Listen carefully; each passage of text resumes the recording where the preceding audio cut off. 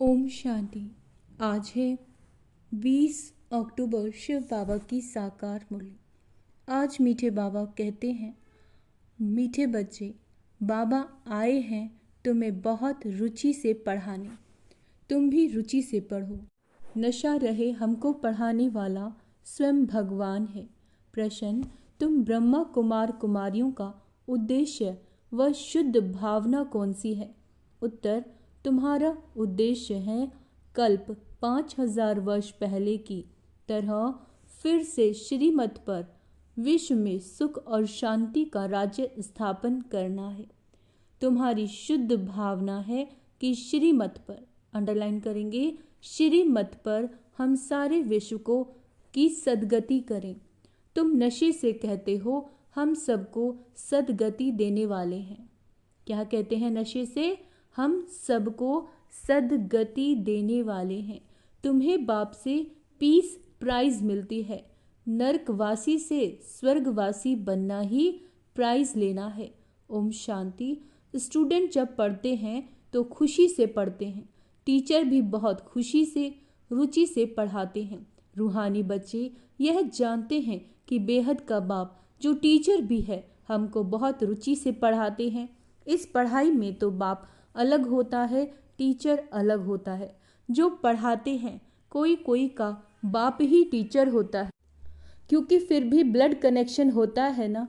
अपना समझकर बहुत रुचि से पढ़ाते हैं। यह बाप तुम्हें कितना रुचि से पढ़ाते होंगे तो बच्चों को भी कितना रुचि से पढ़ना चाहिए। डायरेक्ट बाप पढ़ाते हैं और यह एक ही बार आकर पढ़ाते हैं। बच्चों को रुचि बहुत चाहिए। बाबा भगवान हमको पढ़ाते हैं और हर बात अच्छी रीति समझाते रहते हैं। कोई बच्चों को पढ़ते पढ़ते विचार आते हैं, यह क्या है? पढ़ते पढ़ते विचार आता है, ये क्या है? ड्रामा में ये आवागमन का चक्र है, परंतु ये नाटक रचा ही क्यों? इससे क्या फायदा? बस सिर्फ ऐसे चक्र ही लगाते रहेंगे, इससे तो छूट जाए तो अच्छा है। जब देखते हैं ये तो 84 का चक्र लगाते ही रहना है, तो ऐसे ऐसे ख्यालात आते हैं, भगवान ने ऐसा खेल क्यों रचा है? आत्माओं के दिमाग में क्या ख्याल आता है कि भगवान ने ऐसा खेल क्यों रचा है जो आवागमन के चक्र से छूट ही नहीं सकते। अच्छा, इससे तो मोक्ष मिल जाए, ऐसे ऐसे ख्यालात कई बच्चों को आते हैं। इस आवागमन से, दुख सुख से छूट जाए। बाप कहते ये कभी हो नहीं सकता। मोक्ष पाने के लिए कोशिश करना ही वेस्ट हो जाता है। बाप ने समझाया, एक भी आत्मा पाठ से छूट नहीं सकती। एक भी आत्मा, मतलब धरती पे आत्मा को आकर जन्म लेना ही है।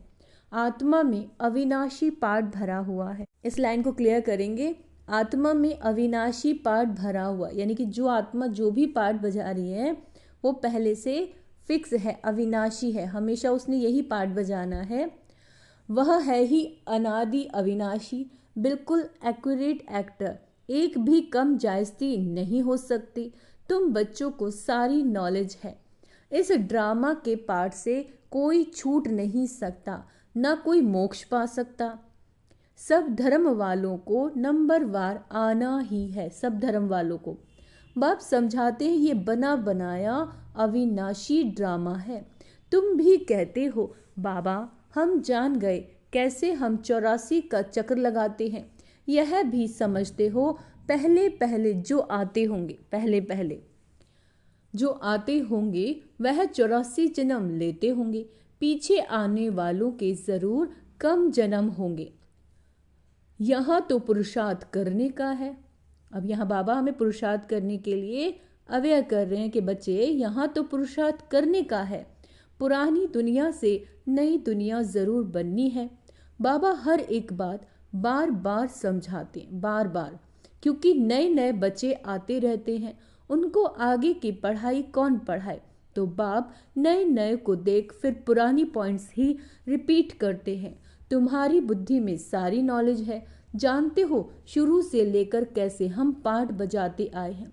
तुम यथार्थ रीति जानते हो कैसे नंबर वार आते हैं, कितने जन्म लेते हैं। इस समय ही बाप आकर ज्ञान की बातें सुनाते हैं।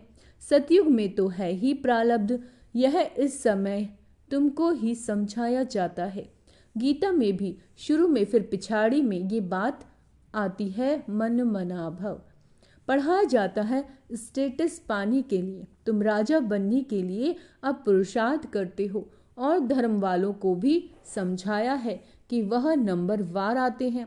धर्म संस्थापक के पिछाड़ी सबको आना पड़ता है।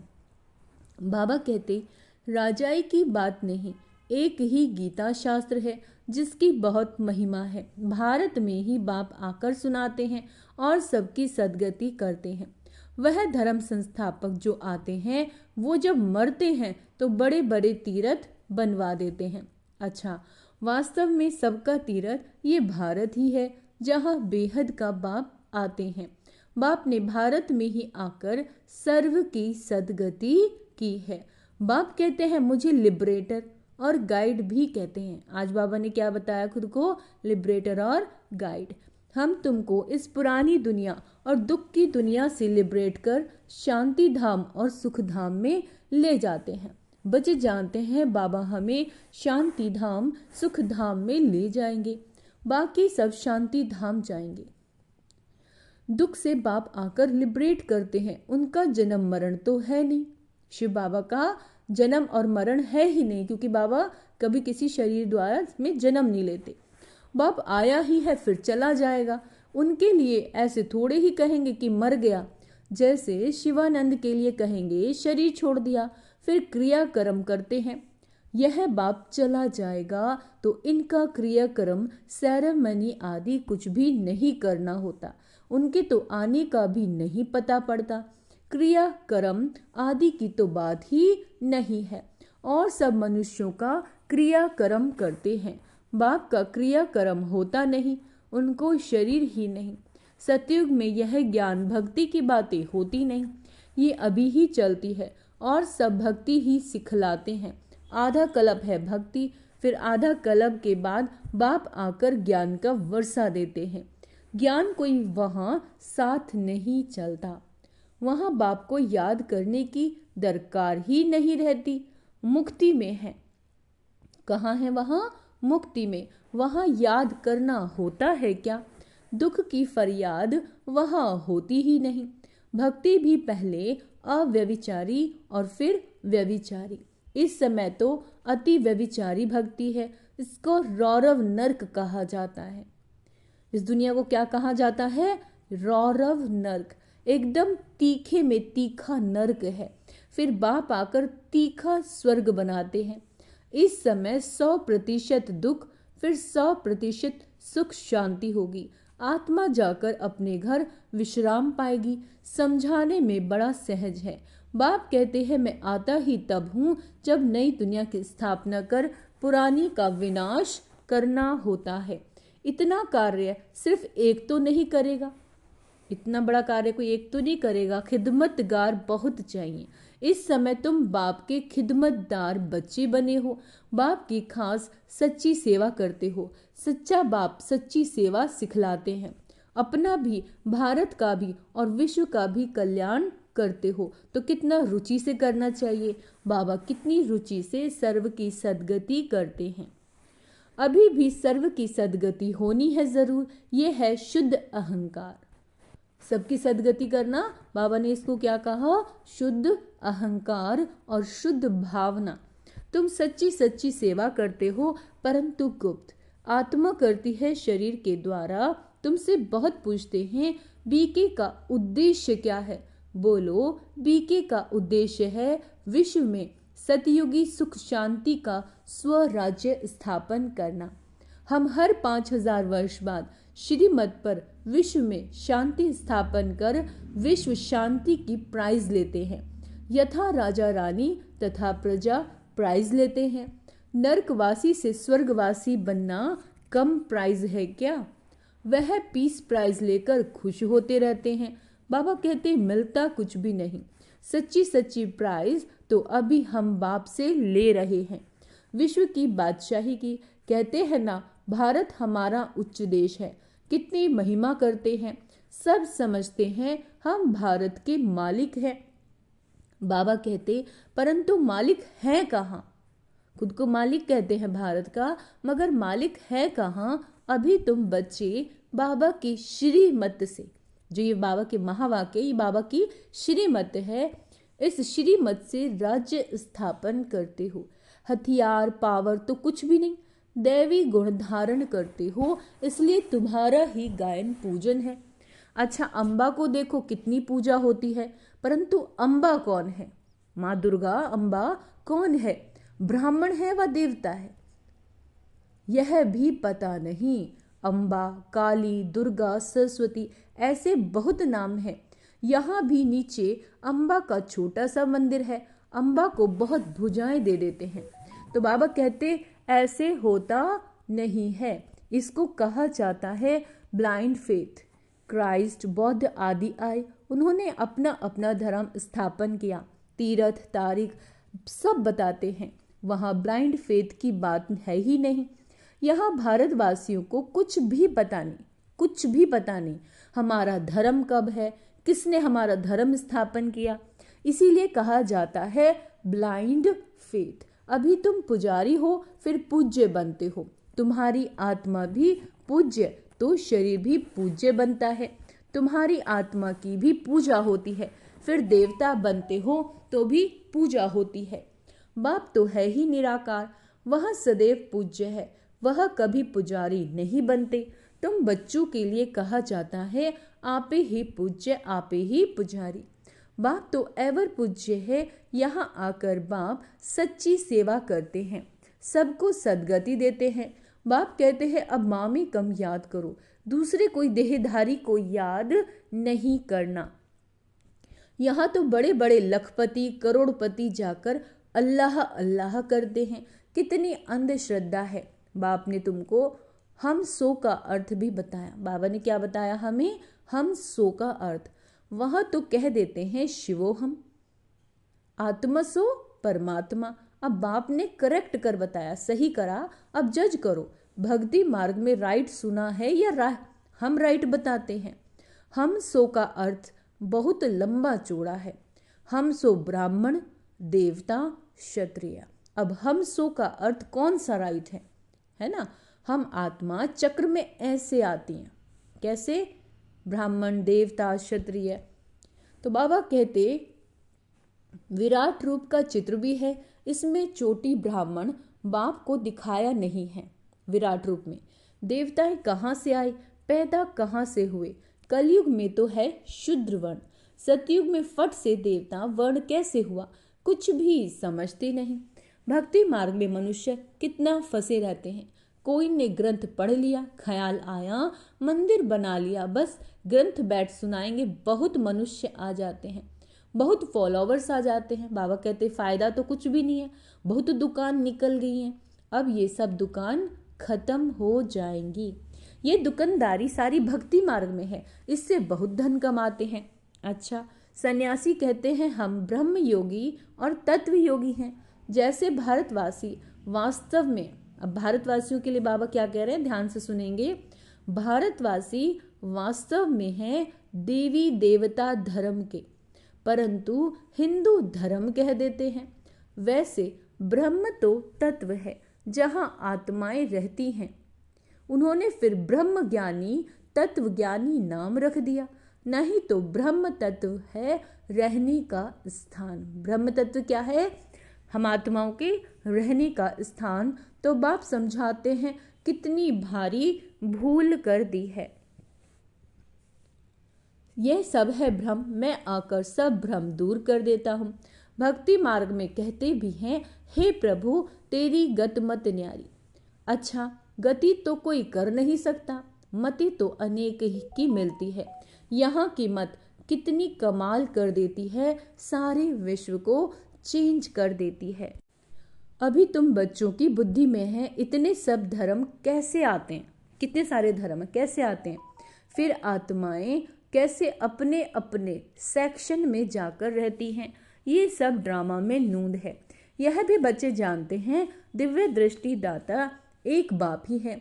बाबा को कहा, ये दिव्य दृष्टि की चाबी हमको दे दो तो हम कोई को साक्षात करा दें।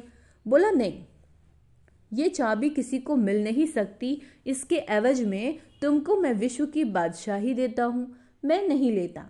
ये कौन कह रहे हैं? शिव बाबा कह रहे हैं कि जो साक्षात्कार की चाबी है मैं तुम्हें नहीं दे सकता, इसके बदले मैं तुम्हें विश्व की बादशाही देता हूँ, मैं नहीं लेता।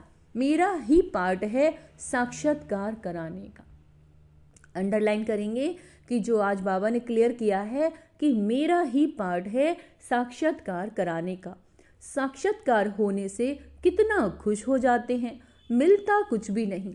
ऐसे नहीं कि साक्षात्कार से कोई निरोगी बन जाते हैं या धन मिल जाता है, नहीं। मीरा को साक्षात्कार हुआ परंतु मुक्ति तो पाई नहीं। मनुष्य समझते हैं वह रहती ही बैकुंठ में थी। बाबा कहते परंतु बैकुंठ यानी कृष्णपुरी है कहाँ? ये सब है साक्षात्कार। बाप बैठे सब बातें समझाते हैं। इनको भी पहले पहले विष्णु का साक्षात्कार हुआ तो बहुत खुश हो गया। कौन खुश हो गया? ब्रह्मा बाबा।